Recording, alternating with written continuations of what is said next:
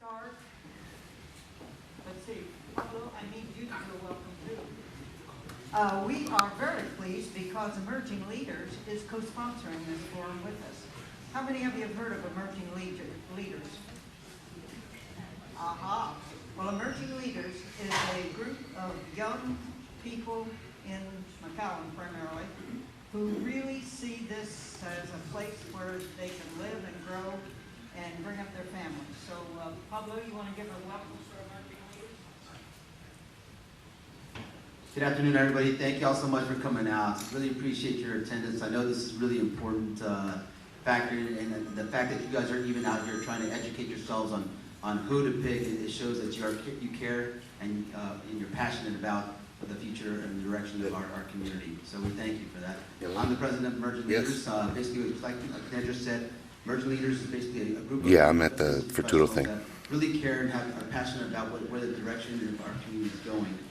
We hope there's no meeting. Let me call you right back, okay? To be involved, and as they get more involved, that will help shape the direction of what we see as we would like to see the future go. And I think that it's really important for us to start getting these younger generation involved because, in our opinion, we feel like there's been a lack of communication or involvement on that behalf. And so we're trying to get that word out there, how to get to inspire the younger professionals, inspire the younger generation, the millennials, to care and be involved. And thank you all to the candidates for coming out here. Good to see you all, and we appreciate it. So thank you. And you notice Pablo had to rush to get here from his practice as a chiropractor. So that's why he's got those delightful, what do you call them? Scrubs on. All right, we have another young man here who represents another very important group in our community called Act Now. And Albert Morales represents a lot of young people who think it is important to learn what the issues are and to vote. And Albert, would you like to tell them a little bit about it? Hi, good evening. First of all, I want to thank Futuro McAllen for inviting us and giving us the opportunity, and the Emerging Leaders for hosting us here this evening. I represent a nonprofit organization called ACT, and since 2012 we've been working diligently to increase the voter turnout in South Texas, of course in a nonpartisan way. My purpose here this evening is just to let you know that the election day for this runoff election is going to be May 24th, and the early voting period is from May 16th through the 20th. That's great. So for you guys that are interested in voting in this election, we really want to encourage you to also remind your friends and family to get out to vote. Thank you so much.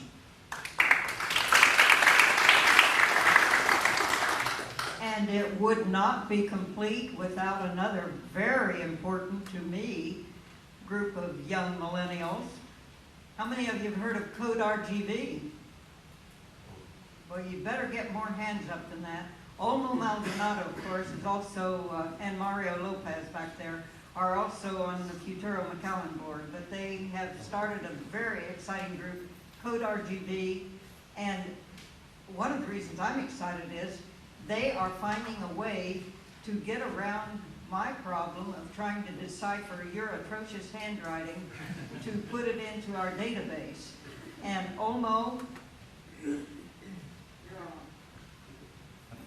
all right, thank you, Nedra. Thank you, everybody, for coming up here today and learning about the issues. As she mentioned, I represent KURV. I'm the president of that nonprofit, and we do help out other nonprofits. So we welcome you guys to come to us and tell us what are your pain points. So for the past half a year, more than that, we've been working with Futuro McAllen, and one of those things is registration. So if you guys walked in towards the end of that, you'll notice that there's some iPads out with sign in. If you tap to sign in, you can put in your full name, email, and if you'd like to support Futuro McAllen, you can select that, and it'll send you the information about how to pay online. say the word dues a little longer. Dues. $20. Okay. Yeah, so thank you so much. And if you have any questions, we'll also keep taking registrations afterwards in case you guys want to do it this way. Thank you.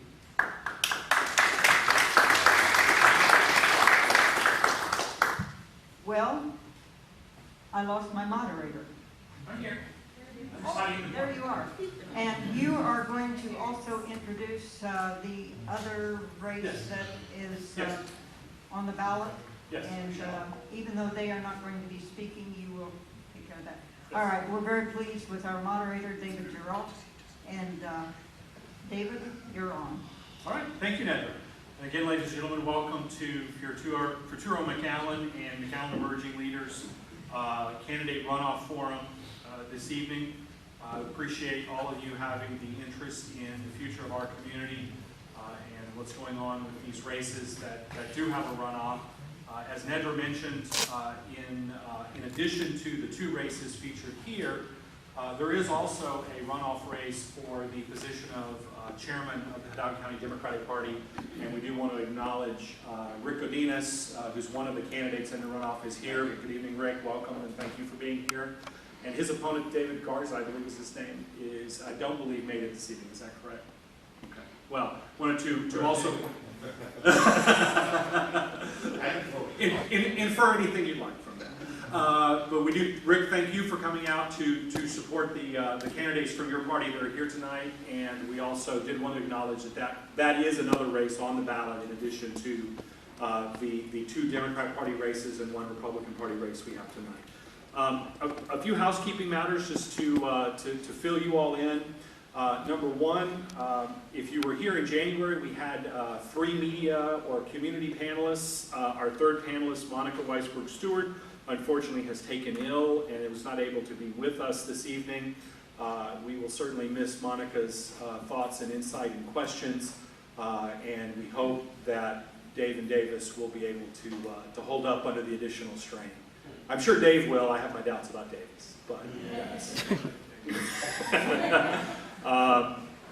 And in addition, before we get into the substance of the evening, you'll note there are a couple of empty chairs up here, and let me just quickly fill you in on what's going on with that. Number one, Mr. Tim Westley, who is in the District 15 Republican Party runoff against Ruben Villarreal, initially had committed to attend this evening, but later had to withdraw, and we have a note from Mr. Westley that said, due to some personal reasons, I regretfully have to withdraw from participating in the upcoming forum that is scheduled for April 27th. I'm extremely humbled by the invitation to come and speak with you all again at this forum event, and would have loved to have been there. However, I must withdraw at this time. Please keep me updated as to any future events you may be hosting. I sincerely thank you once again for the invite. Best regards, Tim Westley, Congressional Candidate, District 15.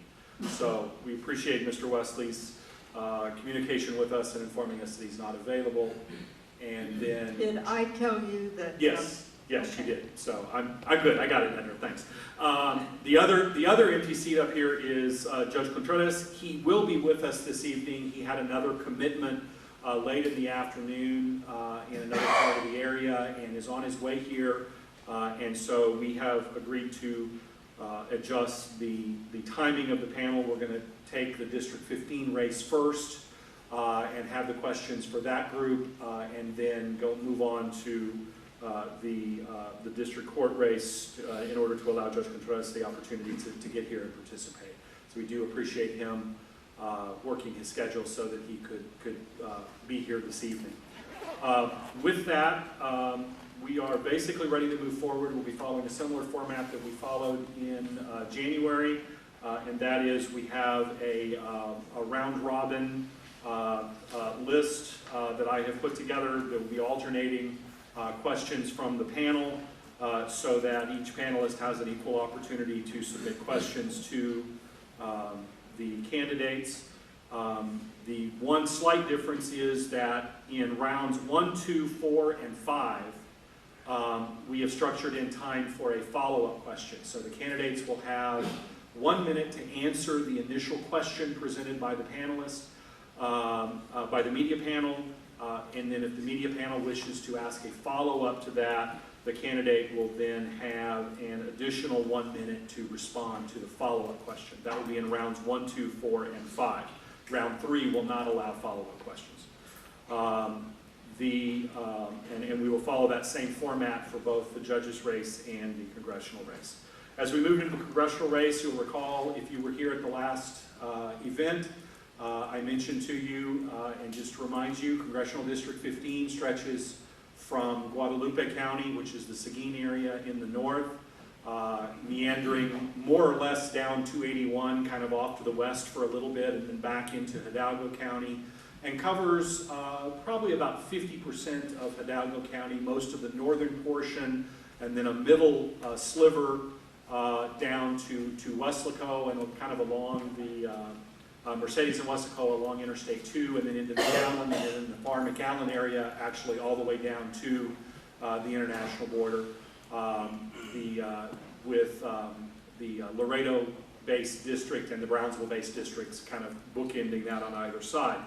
The folks that have served in this seat have gone on after serving in District 15 to hold such positions as Speaker of the House of Representatives, Vice President of the United States, as well as many other distinguished offices. The average tenure for a District 15 congressman is 19 years. So again, take a good look at those three faces you see up there, because you're going to see one of them come this fall for a long, long time if statistics show true. We'll get into the District 15 race now. Our panelists, by the way, are Davis Rankin from KURV Radio, and Dave Hendricks, formerly from the Monitor and now from Channel 4, handles their online media at Channel 4. And our candidates this evening for the District 15 race, we have Mr. Vicente Gonzalez from McAllen, Mr. Sonny Palacios from Edinburgh, who are the two candidates in the Democratic primary runoff, and then we have Mr. Ruben Villarreal, who along with Mr. Westley are the candidates in the Republican Party runoff. I will ask you or remind you, please hold your applause. We have, as always, Nedra has us on a very tight schedule this evening to get everything worked out and get all the questions in that are possible, so please hold your applause until we conclude the different sections of the panel discussion in order to make sure we move through in a timely fashion. So with that, we'll get ready. If all the candidates are ready, we will get going. We'll begin with a round one for the District 15 race with Davis Rankin with a question for Vicente Gonzalez. Oh, I did forget. Thank you, Nedra. See, Nedra has me so nervous about finishing on time that I leave stuff out. Thank you. We'll begin with Mr. Palacios with a, I believe it's a 1-minute opening statement. Thank you very much. Thank you, Futuro McAllen. Thank the emergent leaders for this opportunity. Welcome Code RGB for these, what you're doing for the Futuro McAllen and bringing everything into the 21st century. As a little introduction, I am Sonny Palacios. I'm running for United States Congress, a Democratic candidate. I would like to welcome my daughter, Jane. She's the first time here in this forum. And we've introduced ourselves from here all the way to Seguin ample times. But I do want to tell you just things that we've been doing since then. Since our last meeting, we have done some wonderful things with the board that I'm sitting on right now. We've saved the district $12.5 million in refinancing bonds and created the wind farm project, which brings in about $4.5 million, all without raising taxes. So just in a short time, we've done almost $20 million. Leadership, zero taxes. That's what I want to, that's a theme that I want you to figure out here. Experience matters. Thank you very much. Thank you, Mr. Palacios. And now, Mr. Gonzalez will have a 1-minute opening statement from you. My name is Vicente Gonzalez. I'm a candidate for Congressional District 15. I want to thank all the folks who came out to listen to us today. I want to thank my wife for being here and supporting me all the way through this campaign. And I want to thank all the organizers, Nidra, and everyone else. As you know, we're through this candidacy. We're in the runoff race. We did an amazing job for a primary. We won 5 out of 5 Democratic counties, and we won 78% of every precinct in Hidalgo County, which encompasses 77% of the entire congressional district. So I want to start by thanking you. Let's do it again. We can do it one more time. I've recently been endorsed by AFL-CIO, which I'm very proud of. I want to tell everyone, folks might be members to it. And we were endorsed by the American Federation of Teachers. Today we're endorsed by the Tejano Democrats. Thank you very much. I look forward to working with you and working hard to produce all the necessary resources from Washington down here for our district. Thank you very much. Vicente Gonzalez. And now we'll move on to Ruben Villarreal for the Republican Party. Good evening. Thank you all for making time out of busy schedules. The most valuable thing you can give your community is time. Thank you for being here. Futuro McAllen, thank you. Emerging leaders, thank you. My name is Ruben O. Villarreal. I'll give you some numbers. 24 years as a business person in a business that's been in the landscape of the Rio Grande Valley for 58 years. 14 years of public service as a mayor, mayor pro tem, economic development president, commissioner. And I'll give you the last number that I'm very proud, almost 2 decades of volunteer work. That's how I spilled over into government. All those things combined have provided me with the fortitude, with the vision, with the drive to serve you in Congress. I look forward to getting to Washington, D.C., giving a good, strong voice for this area, because this area deserves the strongest voice possible, because we're thriving, we're growing, and we're ready to take it to the next level. I'm Ruben Villarreal, your congressional candidate for District 15 from the Republican Party of Texas. Thank you, candidates. And now, since I had skipped that whole little section, I also had skipped the public question. So we have a general question that will go to each of the 3 of you, and then we'll move into the media panel. And that question, and Mr. Villarreal, we'll start with you and go back down the table toward the media panel. This question will be for each of you. You have 1 minute to answer. That question is, if elected, what will be your first order of business to accomplish, and how will you go about getting it achieved? My first order of business would be border security, the real kind. Convey to my colleagues in Washington, D.C. what real border security looks like, and it doesn't look like a great big fence that's going to stop the entire world from coming in. That doesn't work. What does work is boots on the ground, badges, people that care, people that with compassionate training. What also works is a big dose of technology. So the first thing I do when I get to Washington, D.C. is make sure that we secure our borders correctly with boots on the ground, technology, because ladies and gentlemen, don't fool yourself. In today's world, border security is national security. Thank you all very much. All right, we'll move now to Mr. Gonzalez, the same question. There's a few things that are my primary focus when I get to Washington. One being health care for our seniors. Medicare has been cut almost in half, and we've lost a lot of health care for our seniors. They're getting pushed out of hospitals faster than ever. They're getting less care than they were before. They got a 0 cost of living increase on their Social Security. These are monies that they've paid into their entire life. I find that compellingly wrong, and we need to do something about it. Our veterans need to be taken care of. We still don't have a full-service VA hospital down in the valley, and we need to get a card in their wallet where they can go to any hospital in our community and go to the front of the line and get the best care in the world. Women, it's time that we have equal pay for equal work. Women are making 77 cents on the dollar to men for the same work. This law was enacted more than 50 years ago. It's time to take care of this, and several other issues. On education, I have a plan for high school grads to have 2 years of tuition-free education after they graduate from high school. And these are my primary focuses when I get to Washington. Thank you. Thank you. And Mr. Palacios. Getting up to Washington, D.C. is task enough right now, but once we get up there, the easiest way to effectuate any change, any monies coming down here to the valley and to any community is federal funds into the education. That is the easiest way. That is the largest employer of any community is a school district.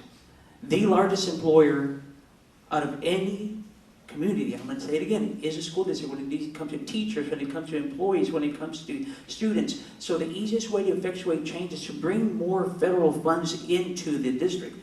So therefore, getting current technology funds, getting more health and human services funds, more Department of Agriculture funds, and thinking outside the box, not just depending on the Department of Education funds and Title I funds, but the first thing is examining the Title I formulas, which are set for large metropolitan areas and not economically disadvantaged areas such as ours.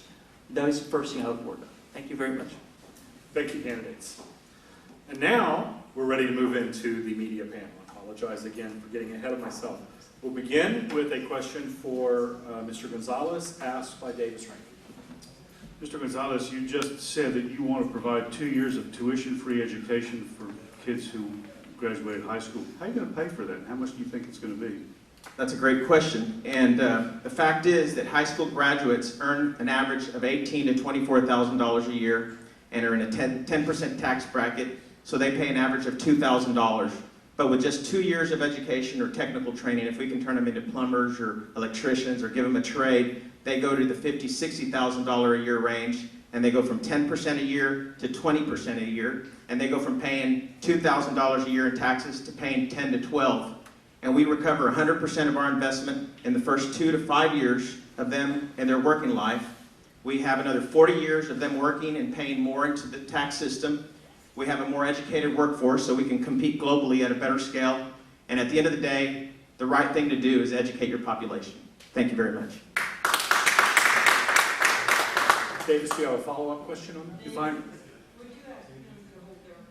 Oh, sure, yes, again, please, thank you. Hold your applause just so we can get through as many questions as we can. I appreciate it. Thank you. So if I understand this right, the way you're going to pay for it is through the increased taxes that now, but that's only 2 years. That's not a 4-year degree. That's right. Right. With just 2 years of education, the average income goes to $50,000 a year, and it moves you from a 10% tax bracket to a 20% tax bracket, and you go from paying $2,000 a year to paying $10,000 a year in taxes. And you'll be collecting that for the next 40 years of these young people's working lives. We create a more educated workforce. It's the right thing to do is educate our community. I'm all for investing in education. The hardest thing about getting educated shouldn't be figuring out how to pay for it. We carry the highest education loan burden in the world, and we need to do something about this. Thank you. Okay, next, Dave Hendricks with a question for Mr. Palacios. Mr. Palacios, should the federal government set a minimum wage? And if it should, how much should it be? I've been going back and forth on this, and if for those of you who follow me on Facebook, we just posted a post on this the other day. Too many times people are working 2 or 3 jobs just to try to put food on the table, and we see it all the time. Working 1 job and they don't have enough to turn on the lights or put food on the table. Working 2 jobs and still don't have enough to turn on the lights, much less save for college. 1 in 4 people, parents who are getting $7.25 an hour, need at least 12 just to break even. Yes, the federal government should get involved to at least go to 12 by 2020. But I will fight once I'm in Congress. I will fight, I've said it before and I'll say it again, I will fight for the $15. $15. It takes a person working 2 jobs just to make ends meet. $7.25 times 2. We want to get as close to $15 as possible. I will fight for 15. Thank you very much. Follow-up question, Dave? If raising the minimum wage to $15 an hour would help someone make ends meet, improve their life, allow them to save for college, why not just raise it to 20 or some higher number? That's been looked at in different places, and I congratulate cities like San Marcos, Texas, which already have city ordinances which are already moving these monies to $15 an hour. Of course, these things are not going to happen overnight. I wish they would happen overnight. That would help so many people. Like I said, it would help 1 in 4 families. That being said, we have to do this so incrementally. Would I love to see that $20 an hour? I would love to. We would. But we want to see what the economy can bear. Right now, with people working 2 jobs, I think we believe, and cities have shown that they can bear the $15 an hour. Thank you very much. All right, and next we'll move back to Davis Rankin with a question for Mr. Vietti. The president announced Monday that he is going to send another 250 special operations forces to Syria, and that'll bring it to about 300 troops in Syria.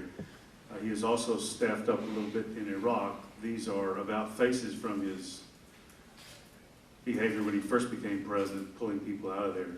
Do you think this is a wise to be sending these special forces troops there, and is this going to be enough?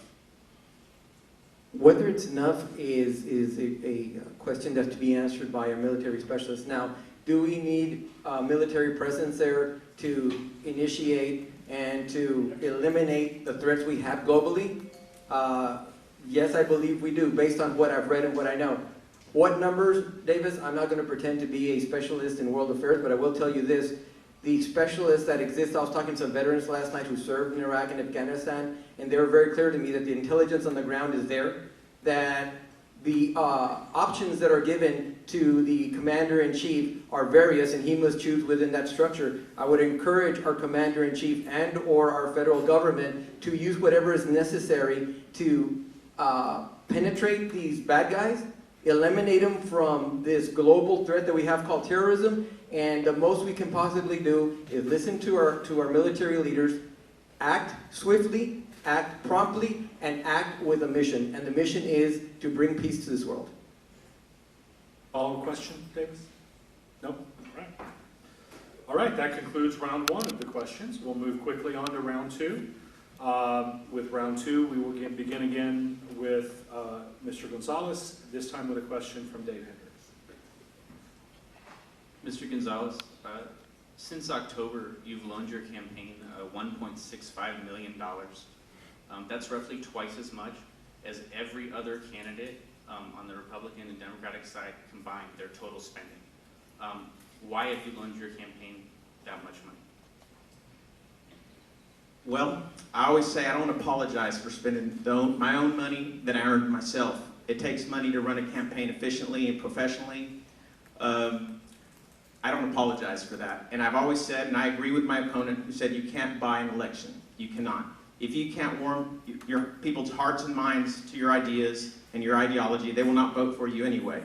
I believe in my campaign, I believe in what I'm doing, and I'm invested in it. And I'll never be beholden to others.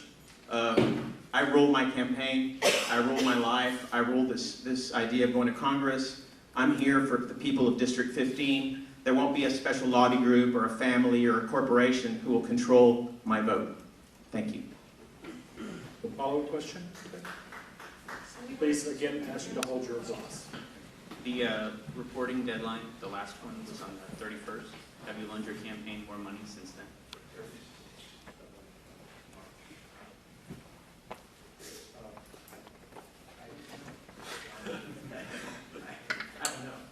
I don't know the answer to that question, but it sounds like I had plenty enough to keep working, so I'm not sure. All right, our next question will be for Mr. Palacios, and it will be from Davis Rankin. I want to ask the same question to the Democrats I asked the Republican. The president's sending 250 special operations forces to Syria after he said he wasn't going to do that. Just what's your general view of how many, quote, boots on the ground we should have over there? What should their tasks be? Are you concerned that we are going to be creeping up our troop level? Okay, first of all, $1.6 million, an obscene amount of money to be spending on a job that pays you $177,000. It's ridiculous. Being beholden to anybody, receiving money from already Congressman Gene Pack, other organizations, and making that promise here in this room back then that you would not be beholden to anyone is just ridiculous, and it's a lie. Boots on the ground, I would never call that to the people. These are sons and daughters. That being said, 250 people for training, for surveillance, for intelligence, that's fine. To help, to assist, but not to do the job that those people, those countries that should be doing. I spent some time with representatives from these countries. I've spent some time with representatives from these regions. And they say, help us fight the fights. Don't fight it for us. So this 250 could work with those instructions. Lead from behind. Lead with intelligence. Lead with support. Be supportive to these regions. Empower them to make their own decisions. That's what we need to be doing in that region. Thank you very much. Follow-up question, Davis? Messing up my schedule by not asking follow-up. What's your favorite cable show? Starts at 9 tonight. I'm going to be home. We'll move on to Dave Hendricks and a question from Mr. Villarreal. Mr. Villarreal, North Carolina and Mississippi recently passed laws that require people to use the bathroom that matches the sex on their birth certificate. Advocates for transgender people, though, have said the legislation, quote, jeopardizes not only the dignity, but also the physical safety of transgender people. Should people be allowed to use the bathroom they choose, or should they be restricted to the bathroom that matches the sex on their birth certificate? The issue is very real, and I know these states are finding it particularly important that they address it.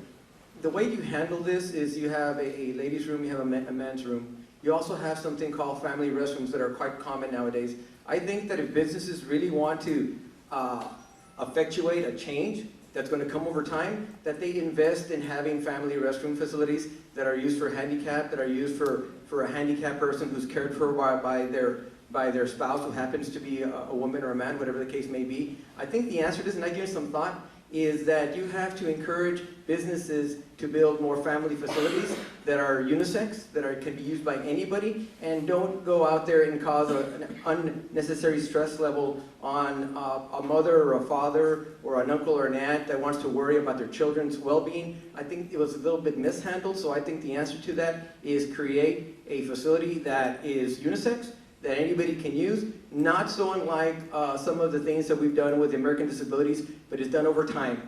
You create change, good change over time, patiently, consistently, and with a plan, a solid plan. Follow-up question, Dave? If you were presented with a similar bill, how would you vote on it? I would have to see the exact nature of the bill. Hypotheticals like that are a little difficult. Because you don't know the actual bill. All legislations are different. I will emphasize one thing. I mentioned the American Disabilities Act, so I'll use my time to explain that. When it was implemented in city government, when somebody comes and gives you a plan, in that plan it has to show that the people that are in wheelchairs or have special needs have access to that. So you provide special services. It was done over time. It's still happening today. The ADA is still happening today. Every single day you get a plan that comes in to City Hall, it's reviewed, and you make sure that that facility is engineered for the American Disabilities Act. What you can do, again, David, over time, with patience, you're not gonna fix it from one day to the next or from 1 month to the next. You're gonna have a plan where you can create more unisex restroom facilities. That way everybody's stress level goes down, and you're fixing the problem and not creating another problem, which is parents and people worrying about their children inside these private places. All right, and that will conclude round 2. We'll move quickly on again to round 3, and I'll remind the media panel that in round 3 there are no follow-up questions. So, since you haven't been asking any anyway, we'll accommodate that in round 3. We'll start with Davis Rankin and a question for Vicente Gonzalez. Go back to sex. That always seems to do real well. Back to transgendered, people with transgendered identification. Since that is a self-identification, as I understand it, and it was not in the law as passed by Congress, but it was judge-made law or a regulation. If you were elected and a bill came up to what Dave said, you have to go to the bathroom that matches your plumbing or identification of your birth certificate, would you vote for that or would you vote against it? Well, briefly, I want to respond to Mr. Palacios' comment, because one thing that I wouldn't want to do, and I would feel very uncomfortable, is sending somebody to Washington who wants to go up there for a pay raise. And getting to your question is, getting to your question, the answer I is get paid more than yes. that, so thank you very much. All right, we'll go to Dave Hendricks and a question for Mr. Palacios. Mr. Palacios, what would you say to critics who think that we have perhaps enough Palacios already in Hidalgo County public office? I would say that they're wrong. We are a large family. We are a truly large family. How many of those critics are saying that there's too many Palacios getting high school diplomas, and would that be fair? There's too many Palacios going to college, would that be fair? Would there too many Palacios becoming teachers, would that be fair? There's too many Palacios becoming doctors, would that be fair? There's too many Palacios becoming attorneys, would that be fair? Here the voters are choosing. If you have a good one, vote them in, regardless of their last name. I have a daughter there's Jane here, but Suzanne, who's in Connecticut, because she feels she cannot get the same fair shake and fair treatment because of her last name here. So we have a talent, an extremely bright young lady, AP scholar, National Merit Scholar, National Hispanic Merit Scholar, who has to leave because people use her last name against her. That's just wrong on so many levels. Thank you very much. No follow-up question on that. All right, and before we move to round 4, again, I would ask the candidates to please stick to answering the questions presented by the panel rather than responding back and forth to one another. The next question, beginning in round 4, and we're back to follow-ups, is from Dave Hendricks, and it will be for Vicente Gonzalez.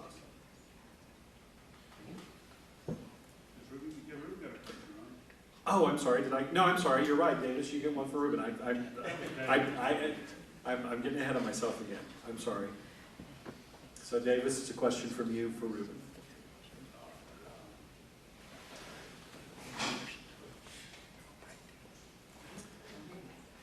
In today's foreign policy address, Donald Trump, quote the New York Times, promises coherence. He says he wants to go back to putting, quote, America first, which brings up echoes of something which happened before most of us were born, which is the America First movement before World War I, and smacks of isolationism.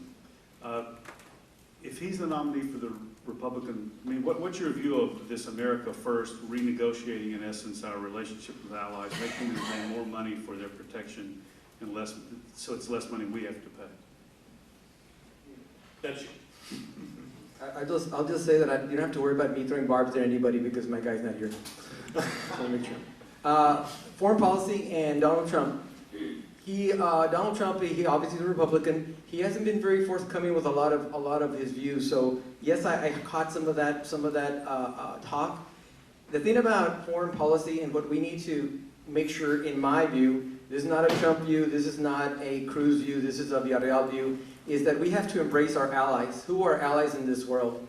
Whether it be Israel, Germany, Great Britain, Australia. Keep our allies very, very close. Identify who our enemies are as well. We have them. North Korea, obviously. We have Iran. We have Iraq. Know who your friends are. Know who your enemies are. Watch your enemies. Watch your friends. Come up with a plan where you as allies, like for example NATO, the North Atlantic Treaty Organization, is very key in the whole thing for us to keep a dialogue between Europe and the United States. So again, if we're talking and we're communicating and we know each other's intentions, you'll end up with a world that's more orderly, but you'll also end up with a world where everybody's role is more identified, America's role as well as a superpower. All right, now we're on to round 4, and this will be Dave Hendricks with a question for Vicente Gonzalez. Mr. Gonzalez, back in January, the Rio Grande Guardian quoted your opponent as saying the following, quote, "If they want to send someone to Congress who has no practical experience, has no ties to this community, who has a lot of money and wants to buy this election, more power to them."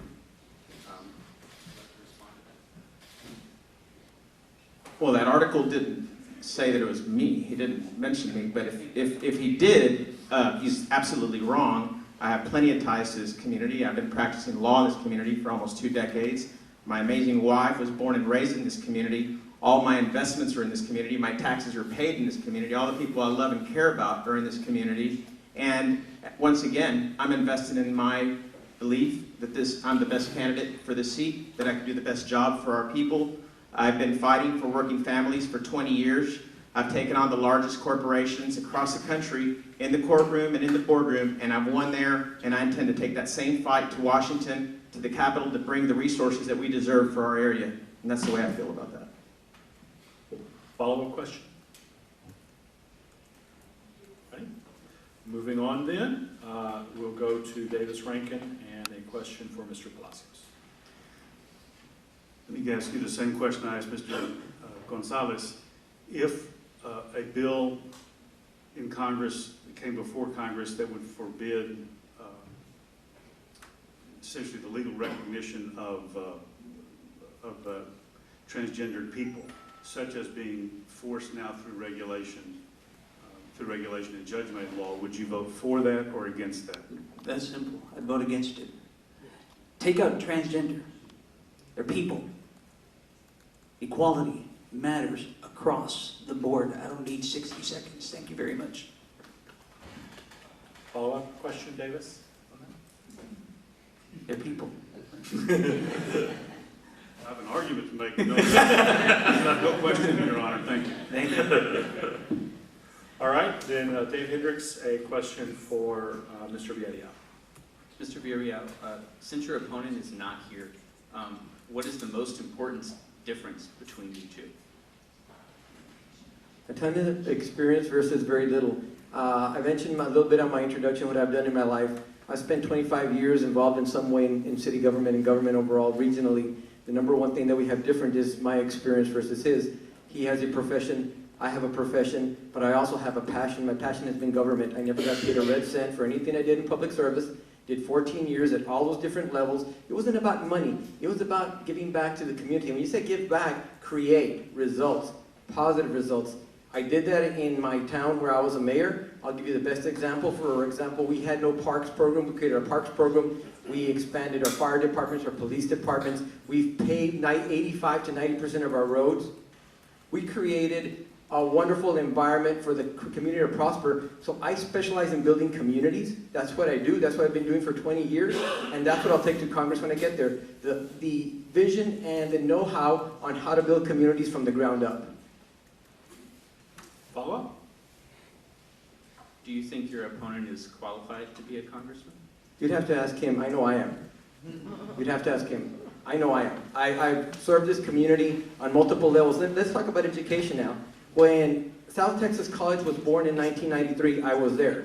When UTRGV was being created, I was there. When SpaceX came into Brownsville, Texas, we all cheered. I was there. One thing for sure, I was talking to Nedra earlier about the valley being one great big place. We're 1.2 million people, but it's one place. It belongs to all of us.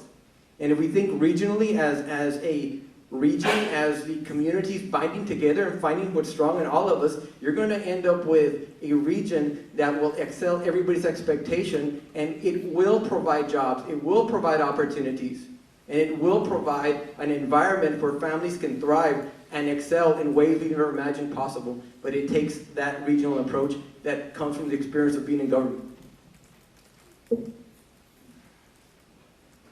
All right, that takes us to the end of round 4, and we're moving along nicely on time. We will go back to Davis Rankin for the beginning of round 5. And again, this is a round with follow-up questions. Davis, your question is for Vicente Gonzalez. Sorry? For Vicente Gonzalez. Mr. Gonzalez, Dave Hendricks says that you loaned your campaign $1.6 million at last report. All campaigns have budgets, I think. What are you prepared to spend through the general election, if you can say that? And number 2, how much are you prepared to borrow? Well, first of all, I want to begin by addressing that the average congressional race costs more than $2 million everywhere. This is not just in our area. I'm spending within the average of what a congressional race costs, and I will not spend more than that average. And so we're at the end of the rope, pretty much. We have another 30 days before the race is over, and we intend to get to the finish line. Thank you. Follow-up? Obviously, you don't think the Republicans are going to give you any trouble in November? I'm being serious.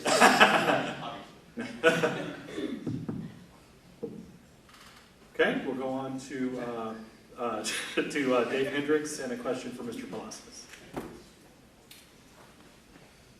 Mr. Palacios, on your campaign finance reports, you list about $24,000 in expenditures, mostly small numbers, $300, $400, $500 to individuals where no purpose is listed. People like Paul Vasildua of McAllen, Claudia Wood of Edinburgh, Luciano Garza of Westley. In general, do you know what those people do for Yeah, there's Chandler right there. There's Desiree, there's Stephanie. These are field leaders. They go out and do respective cities, and they are in charge of going to the members and community, and they plug me up into these areas. They are the heads of their communities. They are the heads of their organizations. They're the heads of their PTAs, PTOs, whatever they're involved in. They're valuable resources. If I were to bring them into my law office to be runners, I'd pay them. Well, they are the field representatives. They oversee also people sending mailers. They help proofread. They help do everything. But yeah, if you want to know who Chano is, he's right there. You can ask him. Follow up? So why doesn't it say that on your report? It could have been just an error. I'm sorry. I'll go back and amend it. But there he is, not hiding anything. Claudia, which usually shows up. Paul usually shows up. I'm surprised he's not here. Maybe I should dock him a little bit, right? Thank you very much. And we'll move then to Davis Rankin and a question for Mr. Villarreal. Let's switch to immigration if we can, just for at least for a moment. Are you for a path to citizenship for ever how many people there are here in this country illegally?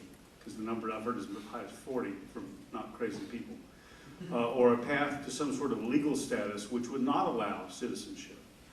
I would support legal status. I want to tell you, I've said it before, I'll say it again. The reason is, and I'll say it simply, legal status is practical, it's functional. I'm a common sense public servant. We have about 10 million on the low side immigrants who are here without documents. Let's put it into perspective. 10 million, that's 10 Rio Grande Valleys. That's 10. That's 5 Houstons. That's 1 New York. So you're supposed to round up 10 Rio Grande Valleys. You're supposed to round up 5 Houstons. You're supposed to round up 1 New York and then do what with them? It's not practical. So the practical side is give them legal status. And I'll tell you where I'm getting my information. I've talked to hundreds of thousands of undocumented immigrants because I was along the border, no more than 3 to 5 minutes away from the border. I've talked to these immigrants. They want to work. They want to improve their lives. They want to be able to provide for their families better. And I want to give them that option, but in a legal way. If they've proved that they've been here lawfully and been productive, yes, they can be here with legal status, much like Ronald Reagan did in 1986. Follow-up, Davis?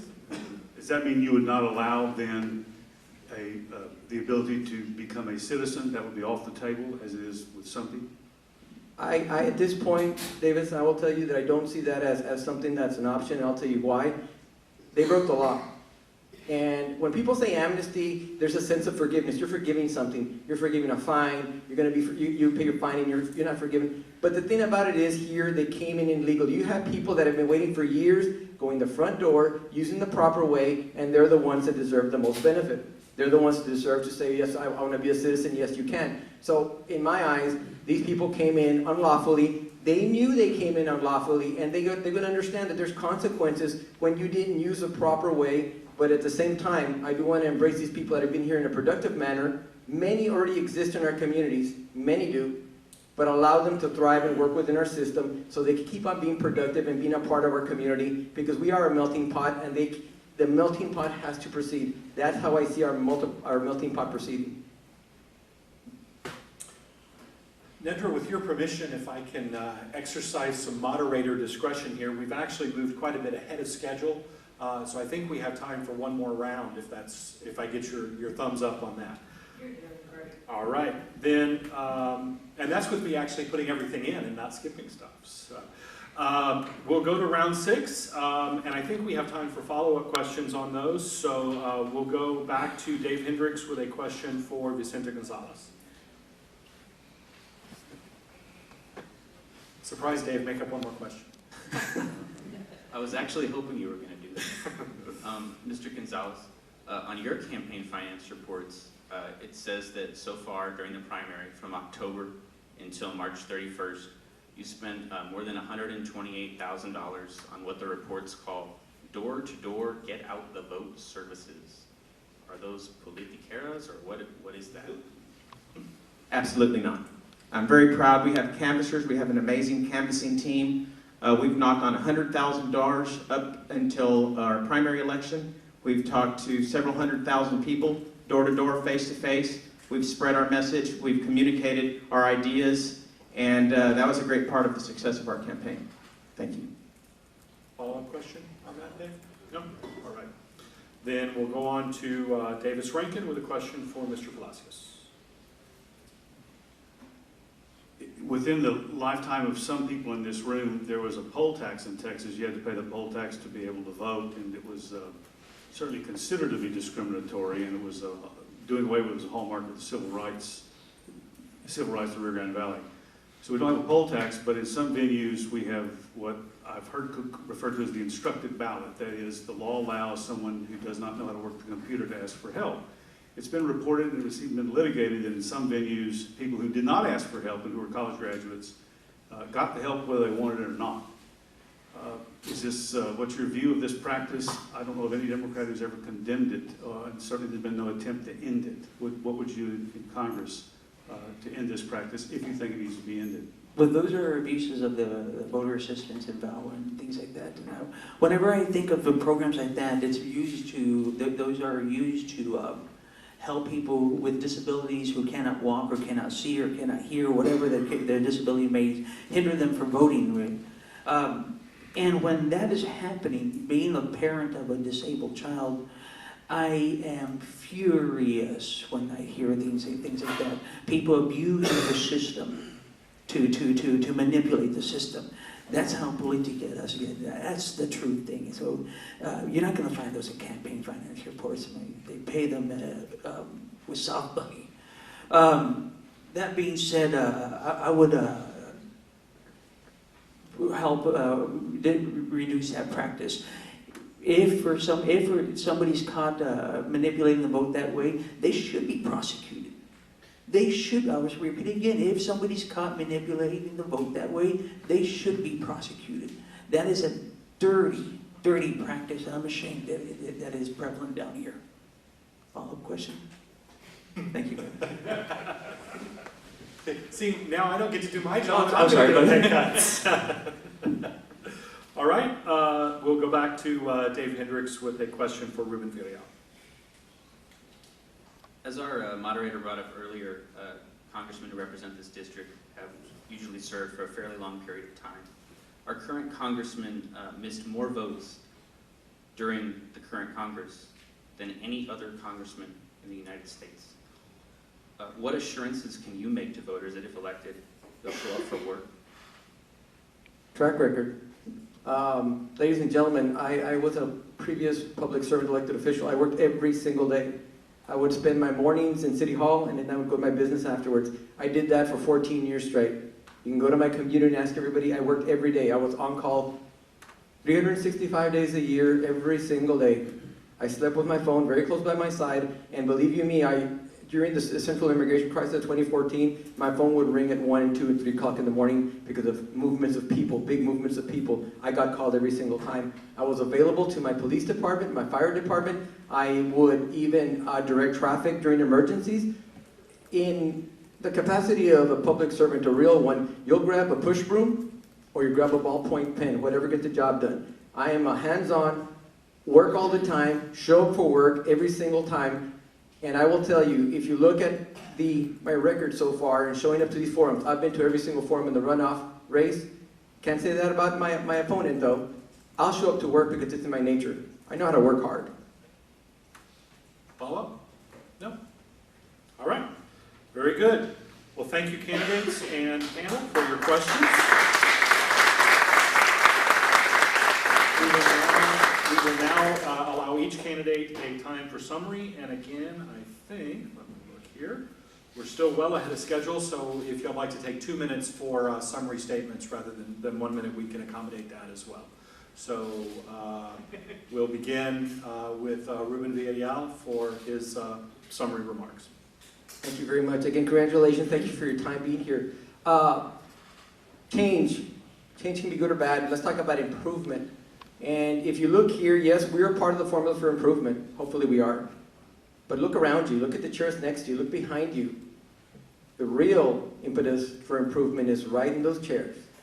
Showing up to vote, telling us what matters to you. Those are the important things. Those are the things that get lost sometimes in translation. It's not just about your elected official. It's about how engaged you are in the process. And I'm glad you're here tonight because you need to be engaged every single day. Now, keep in mind, like I say, we have varying levels of experience. Everybody talks about experience. I encourage you to go look at my background, that you Google search me, see what I've done, see my accomplishments, see my successes, see my endeavors. There have been plenty. Volunteer work, I was a business person, I was a public servant, and I say it proudly because you know something, it rounds you, it makes you, and it makes you appreciate life and what we deserve in the Rio Grande Valley. The thing about these jobs that we do, or we're hopefully going to do, is to give you a voice, a real voice. The conduit to Washington, D.C. is sitting in those chairs. And I ask that you please use that conduit every opportunity you can, in the runoff by showing up to vote, in the general election showing up to vote, but then after that we get there, or I get there, hopefully, with God's grace and the voters, that you let me know what matters to you. I want to be in your community all the time. I'm going to be the congressman that comes to you.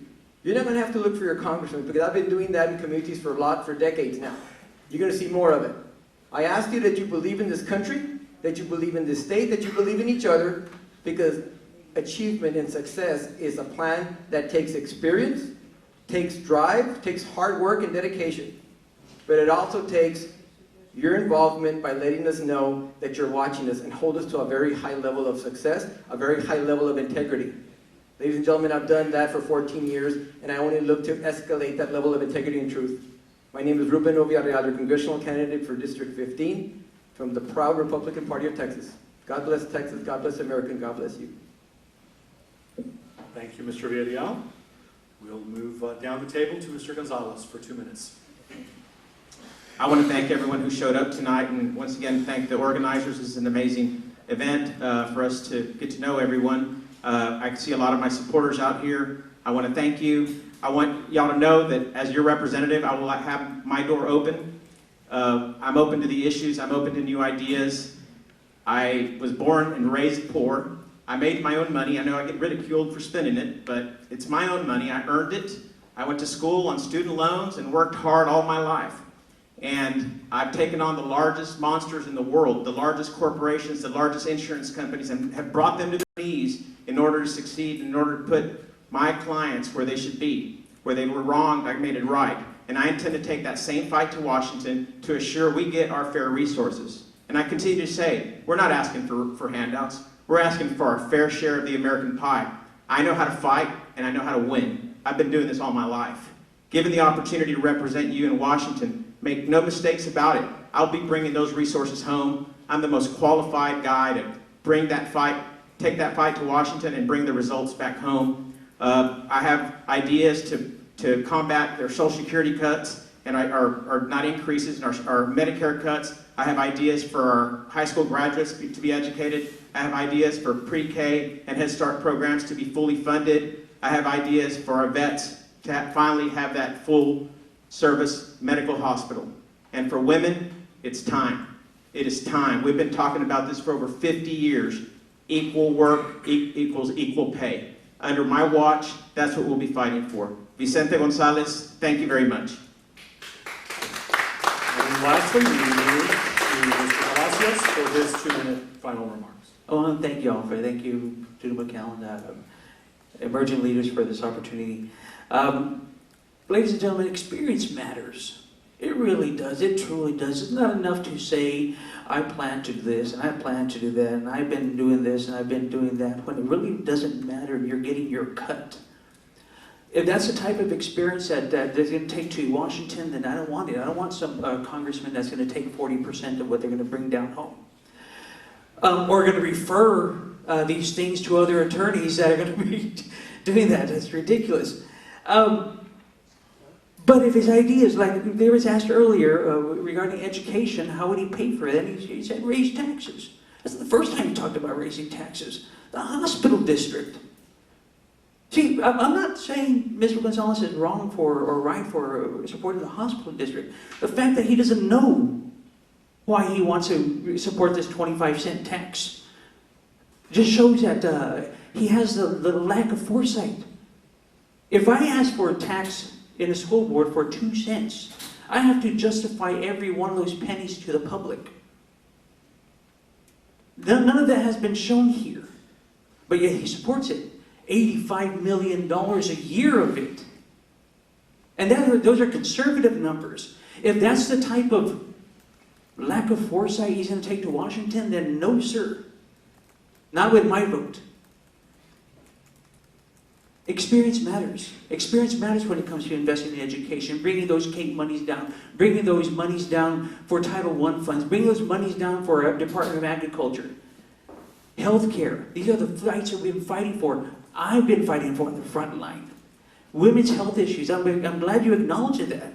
We've been doing that at ECIC for the past 6 years. Welcome to the game. Rebuilding our economy. Those are the things we've been doing. We're doing these things here and now, ladies and gentlemen. I told you earlier, $20 billion, and just since the last meeting, without raising taxes, that is leadership.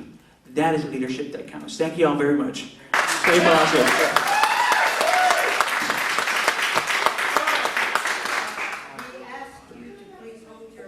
Can I respond to that, sir?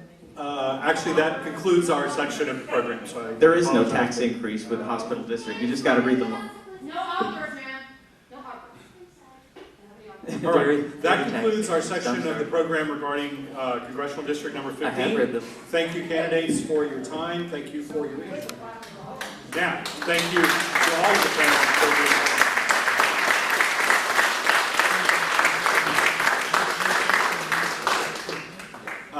The District 15 candidates, if y'all want to go ahead and step down so that you can enjoy the rest of the program. We'd ask the rest of you to keep your seats, please, as they are moving off of the podium.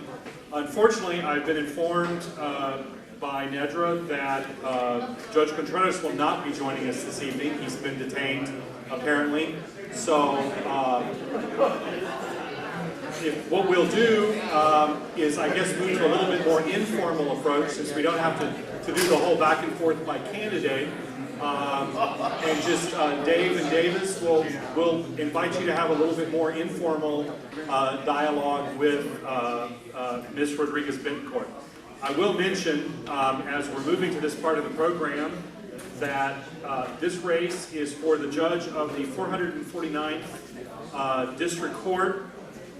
This district court was created by the legislature about 8 years ago in the 80th legislative session, and it has primary jurisdiction over cases involving criminal complaints against juveniles here in the Hidalgo County area. Yeah, folks, if you would please either take a seat or move on out into the hallway, because we're trying to move forward with the program. Thank you.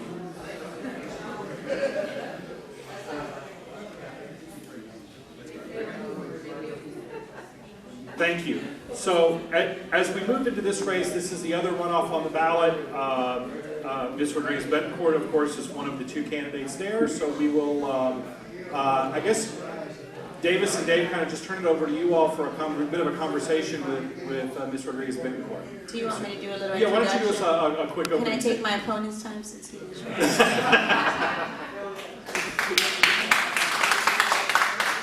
First and foremost, thank you to Futuro McAllen, to Emerging Leaders for the invitation for this forum.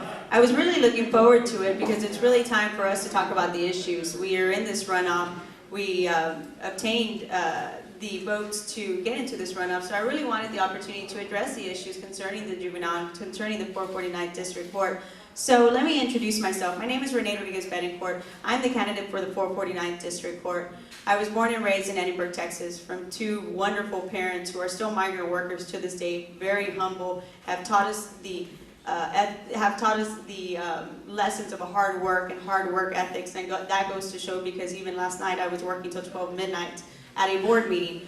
The 449 to me is near and dear to my heart because it involves the future of our community, which is the juveniles, these children here in Hidalgo County.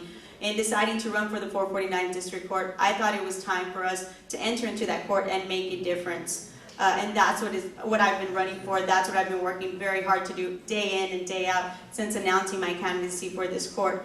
And I believe that the people of Hidalgo County also have seen that, because on March 1st, I was the top vote getter. I received the highest votes after in the evening of March 1st, and that told me that Hidalgo County is ready for a change in the 449th District Court, and I want to be that individual to get in there and make those changes. I think it's necessary. I think that court has to be accountable, and the judge needs to be responsible, and most importantly, transparent to the citizens of Hidalgo County. So I ask for everyone's support, and I'm ready to go forward with the forum. All right, Thank you. Well, Dave, flip a coin, whichever one of y'all want to go first. Well, first off, thank you for showing up. There are some very serious things to talk about with this court. For example, in 2013, the state agency that oversees the Juvenile Justice Center warned the judge several times that the jail was overcrowded and it had forced children to sleep on mattresses on the floor. At one point on Halloween of 2013, they ran out of spare mattresses. What would you do to make sure that doesn't happen? First of all, I would show up to work from 8 to 5. And I say that because currently the judge of the court is not showing up to work. He gets in, according to the officials of the court that I've spoken to, at around 3, and sometimes doesn't even show up at all. So first, I will be there from 8 to 5. I will be accessible 24 hours, 7 days a week, because this is going to be my job and my commitment to the 449th District Court. Secondly, it's about running this court efficiently. There is, my understanding, is status hearings on a daily basis. A child failed a class, a child didn't show up for school. These are not reasons to detain these children. These are reasons to address the issue and see how the court, along with all the resources around it, can be utilized to help these children. We don't know if a child was counted absent after their period because mom works 2 jobs. He gets up at night in the morning to change his brothers and sisters and get them ready to go off to school and ends up late to school and counted absent. We don't know these issues because we're not asking those questions. The judge in the 449 right now is not asking those questions. The judge of the 449 is not even showing up to work sometimes to ask those questions. So he hears the child failed a class. Is a child 504, the child special ed? What's learning concerns that he's failing a class before we decide to actually throw him into the detention center and overcrowd our detention center? Having children sleep on the floors is exactly what happens when you don't address the issues and ask the questions that need to be asked and don't run your court efficiently. And that's exactly what I don't want to do. I want to get in there, roll up my sleeves, get down to work, and address each and every child by their situations, what's going on. And I can't do that alone. I'm going to have to utilize the probation officers. I'm going to have to utilize the prosecutor's office, the prosecutors and the defense attorneys. They're going to be the individuals to tell me everything about these children, but it takes someone to go in there and start asking those questions and actually get down to work. Let me follow up a little bit. How are juveniles, what's the age span of a juvenile in Texas law? How are they detained and held now? And assuming there's not enough beds, which is what it sounds like, what would you recommend to the Commissioner's Court? How many more beds do they need to build? I don't think we need to build any more beds and utilize more taxpayer money. I think what we need to do is actually start entering into programs such as fast-track programs, such as first-time offender programs. These first-time offender programs are being utilized in La Joya ISD, not in the 449th District Court. I find that very ironic that a school district is utilizing a first-time offender program and not the actual 449 that actually deals with juveniles. So let me elaborate a little bit on that.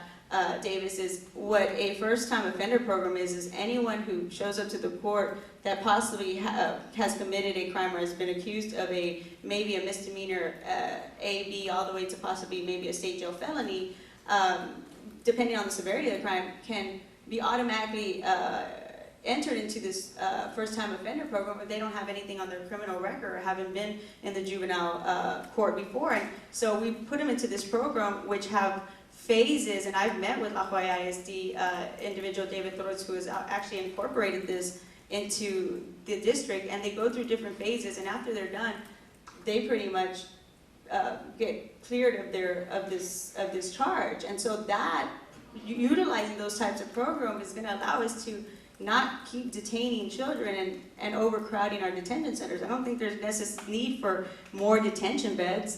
That's not what we're supposed to do in the juvenile court. We're supposed to rehabilitate these children, more bring them up than put them down. And I think putting them in detention centers can really affect a child.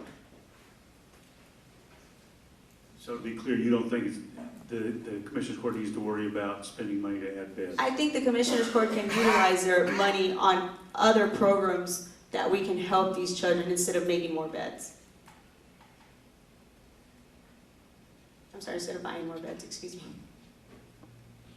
The state gives the county grant money to handle indigent defense for people who can't afford it.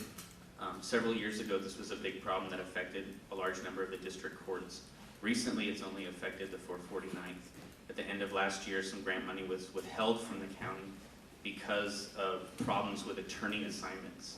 What would you do? Well, first off, why do you think that's happening? And what would you do to stop it if elected and make sure that the attorney assignments meet the state's, I guess, standards? Well, the problem started in 2009, and there was numerous courts involved.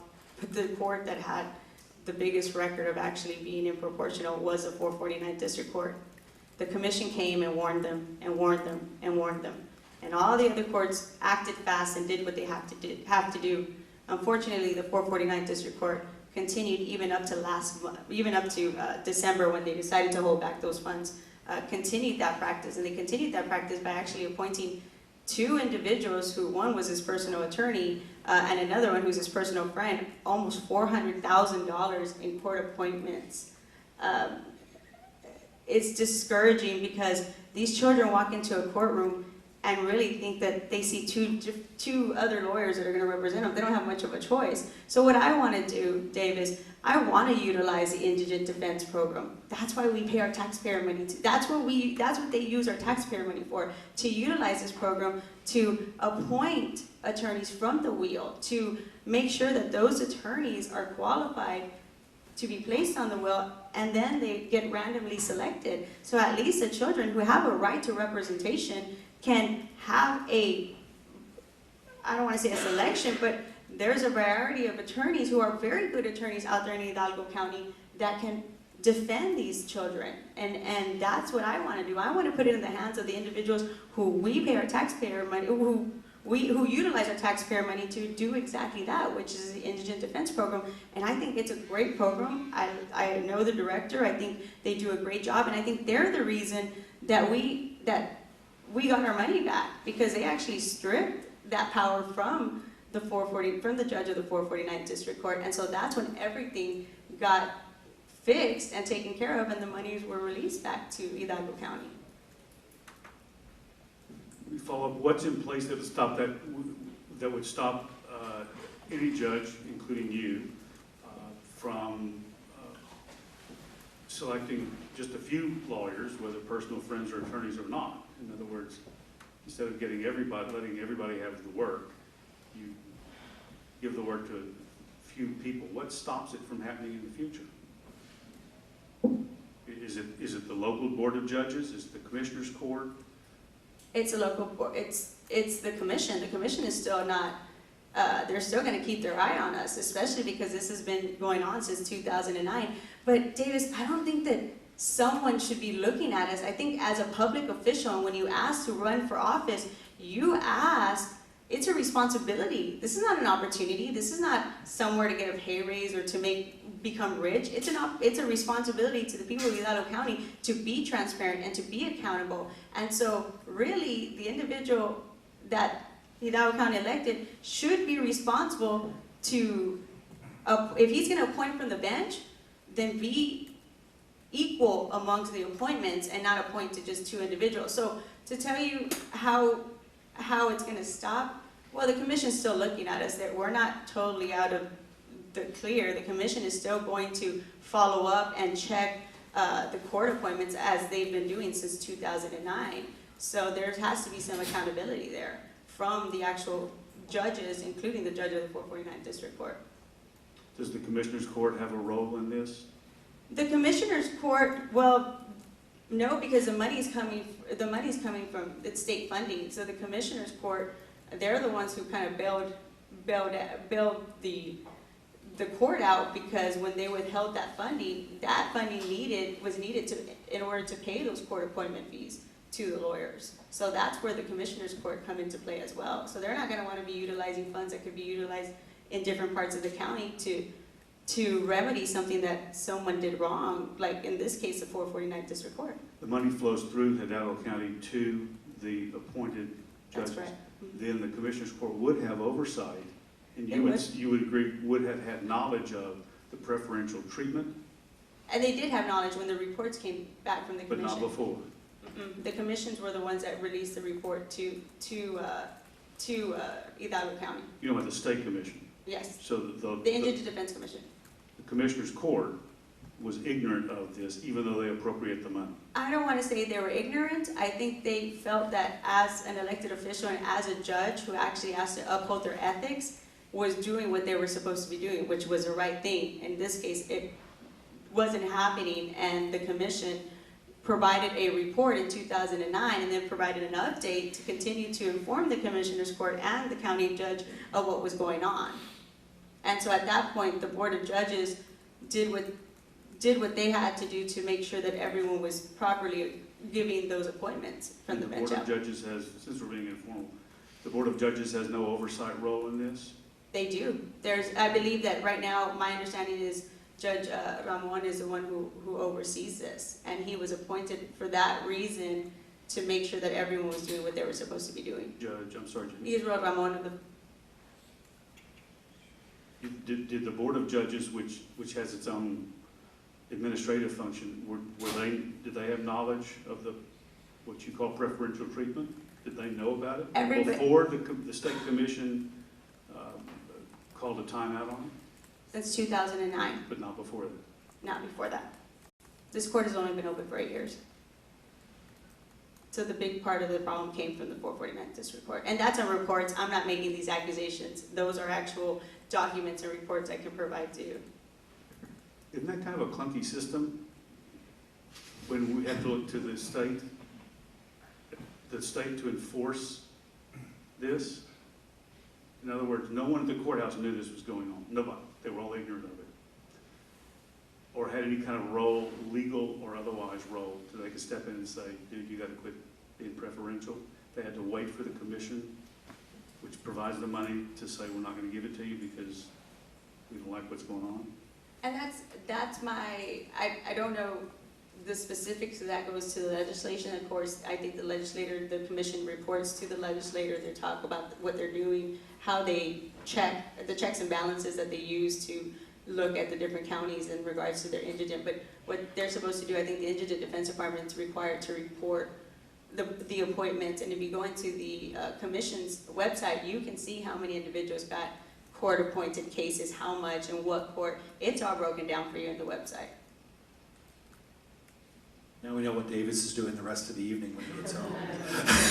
I can give you everything for the 449, Davis, just ask. It's not that exciting of a day.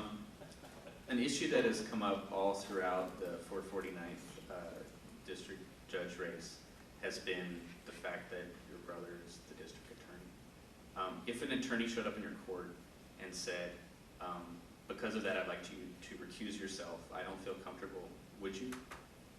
No, because according to the process of recusal, you have to show that I was being, it's kind of like when you're grossly negligent, that you were being very biased to the prosecutor. My understanding is my older brother, Ricardo, who he is a district attorney, that's a reality of it. He actually has a chief prosecutor, Judge Maxine Longoria, who actually deals with the cases in regards to the district attorney's office. So as far as his involvement, I believe that's designated to Judge the former judge of the juvenile court, Maxine Longoria. Unless they can show that I'm being extremely biased towards the prosecution side, then then at that point they have every reason to ask for a recusal. But it's kind of funny, as much as I am proud of my brother, as much as I respect my brother, as much as I look up to him, Me and my brother are extremely different. He says red, I say blue. He says white, I say black. So when people talk about this specific conflict, I think it's just individuals that want to make something of an issue where, again, what I'm supposed to follow as a judge is what's in the best interest of the child, not what's in the best interest of anybody else. And so right now, what the issue is in the 449th is we have a conflict right now. There's a judge who's given 2 attorneys who are still practicing in that court over $200,000. My brother is just my brother. We share the same blood, but that doesn't mean we share the same ideology. That doesn't mean he's giving me anything and I give him anything in return. This is a position that he ran for, the people voted him in, and he's doing his job. But at the end of the day, the same thing is asked of me, to do my job and to do what's in the best interest of the child. And that's what I intend to do, not in the best interest of anybody else. And to some degree, in cases involving children, I think that's less of an issue. But the 449th does hear other cases, right? We do have, it is a general jurisdiction, but right now, Dave, the way that court is operating, the most important issue are these juvenile cases. And so for me to hopefully get in there to look at these cases, to run this court more efficiently, that's the only goal I have right now. I don't have any other goal in regards to hearing other cases. My purpose to running for the 449th District Court is to help these juveniles. Now, I understand there are other cases that may come into my court, but again, I have preference. That was the reason that this court was created, and my preference are to these juvenile cases. So you don't see that at all as a potential conflict of interest? If you're talking about a civil case, or you're talking about if a criminal case comes in? In a criminal case, because in a civil case. Yeah, in a civil case, it's a moot point. In a criminal case, I don't see, I think I would probably be the last court that they would want to send that case to, because again, we're dealing with just juveniles, and that's what the court has done. I don't even believe that currently in the 449, Judge Contreras even has heard a criminal case. If it arises, and again, just with any case, if there's extreme bias that is shown and it's, pretty obvious, and of course, we would have to recuse ourselves, but I'm not going to be biased to any side other than what the law is, and I need to follow the law, and I need to be impartial, and I need to be, and do right by the law and follow the law. One of the reasons advanced for the need for a new courthouse has been security. At least that was what was cited in the Board of Judges meeting I went to. It was even revealed that a pistol had been found in one of the courtrooms, like hidden up underneath a bench. What's your view of the general state of security at the courthouse, number one? Number two, are you for a new courthouse? And I realize they're trying to figure out what it's going to look like, et cetera.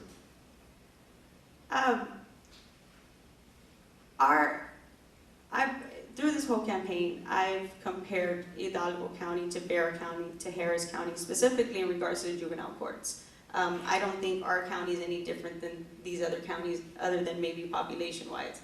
But I believe that we operate cases in large amounts, even in the juvenile court, and I believe that there is some need for a courthouse because I've been in the courthouse, I know how it operates, and I understand how many cases, and just space-wise, we're growing, we're becoming a bigger county, and so of course, having a new courthouse is only going to make our county better, and we can utilize it for so many things. In regards to security, I represent school districts, so I am very, very aware of security. There's a threat, whether we think it's petty or whether we think it's nothing, we still treat it to the highest regards, and we do everything possible to make sure that our kids are safe. And again, I believe that the public and the citizens of Hidalgo County should also feel safe when they walk into our courthouse. So if it means utilizing more security, then I'm in agreement with it. But of course, I want to make sure that we're not just spending taxpayer money. In regards to the juvenile court, I think in the juvenile court as well, we need to have security because we're dealing with children. And also, not only do we have to have security, but our security in the juvenile court system needs to be trained on how to handle children, because children, it's a different story in comparison to an adult, and that's the same thing that we utilize in the school district as far as restraints, what specific restraints, and they're actually trained, the personnel is actually trained to restrain children when it comes to a situation where they would have to do it, and I would want the same type of training to be done for our security in the juvenile court, to make sure that everybody's safe, including the juveniles, including the public and the families that go every day there.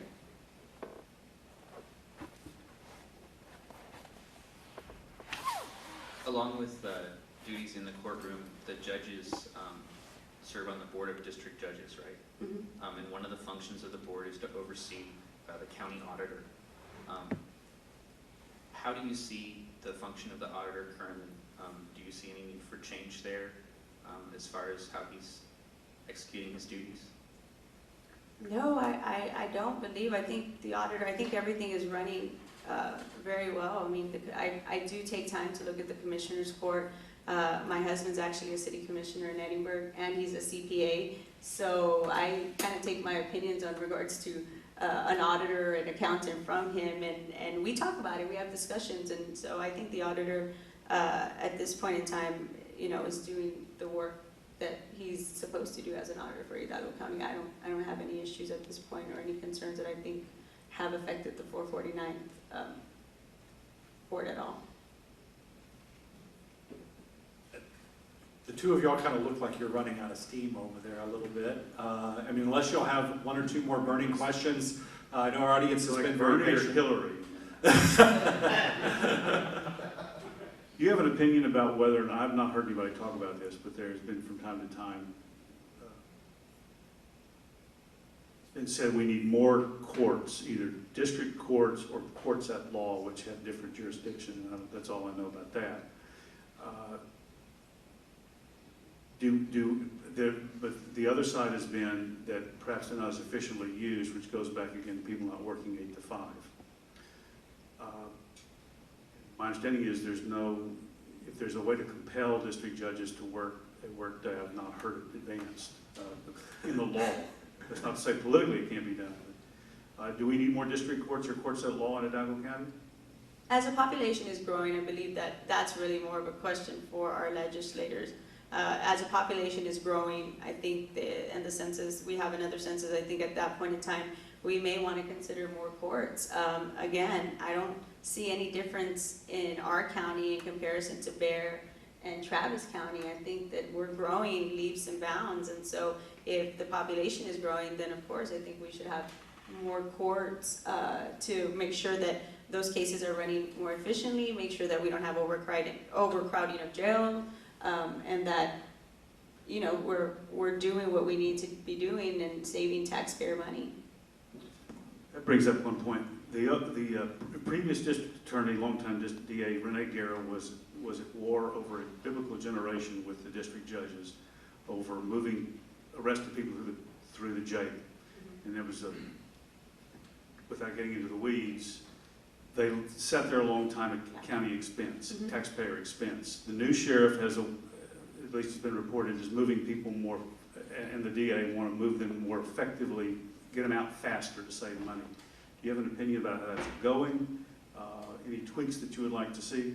No, I think they're doing I think both the sheriff and the district attorney are doing a great job. I think the fast track program that the district attorneys has incorporated, I've heard a lot of good things from defense counsel. And I used to be a criminal defense attorney for a few years when I opened up my law practice. So I understood that frustration of having to wait weeks, months for my client to have his case heard when they're, again, first-time offenders, misdemeanors. You know, the severity of the crime isn't as bad. I believe that the individuals that should be detained are pretty much individuals, again, that the crime is again, that's not for me to decide, but upon a bond hearing or, you know, whoever's magistrating them to decide, you know, whether they set a high bond, and usually those are the individuals that stay in the county jail for a while. But this fast track program is really being utilized, and it's really, from my understanding, talking to my other colleagues that do criminal defense,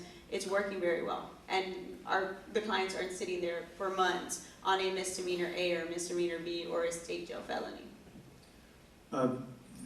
Is it time to legalize or at least decriminalize the possession of small amounts of marijuana, which I assume is a big reason why kids get in trouble in juvenile court? No, not in juvenile, not with regards to juvenile. Is it time to do that anyway? To legalize it? Legalize possession of small amounts of marijuana or to at least decriminalize? No, and it's not time to do that. In regards to the juvenile, it's not time to do that, juvenile criminal system. You know, it's right now, there is, and I know it's not marijuana because I've gone to symposiums, and there's this concept that I just lost my train of thought, I'm sorry.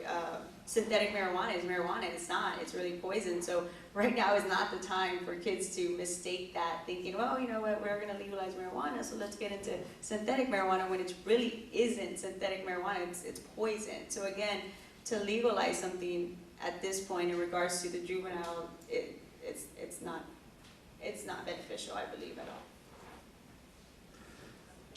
I think at this point, we've had about 5 or 6 rounds of questions effectively, which is How's the about... Spurs going to do you? They start at 9:30 tonight. Go Spurs. And I'm sorry, I guess we got too into communication, but thank you to the crowd for hearing our darling. Why don't we thank you again for coming and for sitting through the rest of the panel.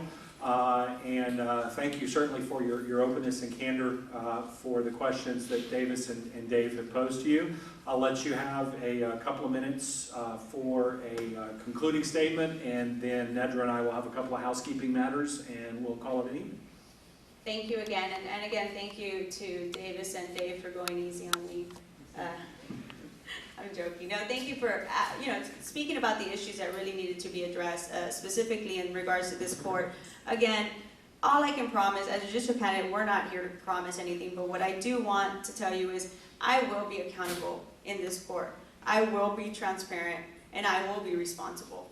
I will show up to work, because that's what I've always been taught to do, is work and work hard. And I believe a lot of individuals, probably some in this room, can tell you that I work. And it's not for my own gain in regards to the 449th, it's for these children. I want to be there to ask the questions that aren't being asked. I want to see their background. I want to see why they're in this court and help them. It's not about putting them down, it's about picking them up and making them know that there's individuals out there that care about them. I'm not only a lawyer, I'm not only running for judge, I'm also a mother. I'm a mother to 3 little girls, so I understand how hard it is to try to keep children out of trouble. So every child that's gonna come before my court, if I do get elected, I will treat as if they're my own child and make sure that we're giving them the best help out there to rehabilitate them and go back out there and make something of themselves, instead of thinking that they're criminals and entering into the adult criminal system. But of course, I can't do it by myself. I know I know that my election now, we incorporated a new motto, which is Team Renee, and I did it to show that me running for this position isn't only myself, it's the people of Hidalgo County, it's the voters, because you all are the ones that have the power to put us in these positions, but you also have the power to take us out. We are accountable to you. You all have the power to vote and to choose the officials that need to be in office and do the job that you voted them to do, and that's what I want to do. I want to get in there. I want to make the changes that are needed. I want that court to run more efficiently. I want to work and work hard, and most importantly, I want to do good, but I want to do the best for these children of Hidalgo County. Thank you again. Thank you so much, and everyone have a good evening, and God bless.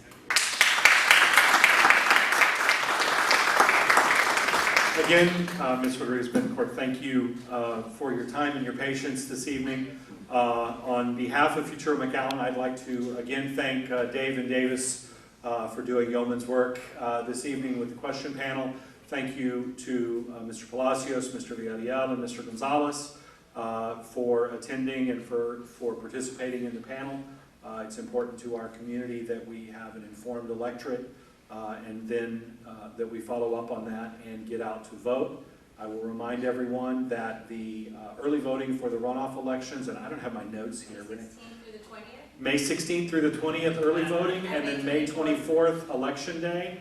So please do remember to vote, and with that, I will quickly turn it back to Ned for a few concluding remarks. And I want to thank David, Dave, and Davis. You're great as usual.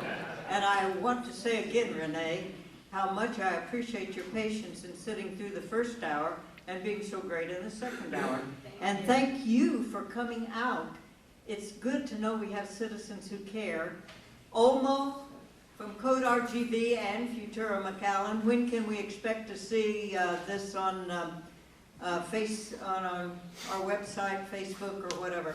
Tomorrow? Tomorrow. Very soon. All right, tell your friends who didn't make it that they can view it on the Futuro website and Facebook. And I want to thank you for helping keep things in order. You were great. I really appreciated it. So thanks again for coming.